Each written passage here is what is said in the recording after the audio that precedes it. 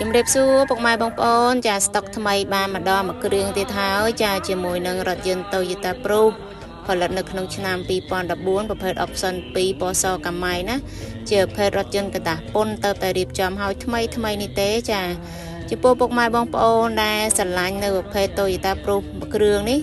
ចាអាចអញ្ជើញមកមើលរថយន្តផ្ទាល់បាននៅឃ្លាំងប្អូនណាធានាគុណភាពជូនដល់ពុកម៉ែបងប្អូនចាហើយទៅលើរថយន្តអត់បុកអត់ប៉ះអត់កាត់តអត់ស្ងោដូរពណ៌ហើយនឹងតម្លៃសមរម្យជូនដល់ពុកម៉ែបងប្អូនថែមទៀតចាស្រឡាញ់អាចអញ្ជើញមកមើលបានណាហើយចំពោះរថយន្ត Toyota Proof គឺមានច្រើនគ្រឿងចាចាប់ពីឆ្នាំ2010រហូតដល់2014ណាពុកម៉ែបងប្អូន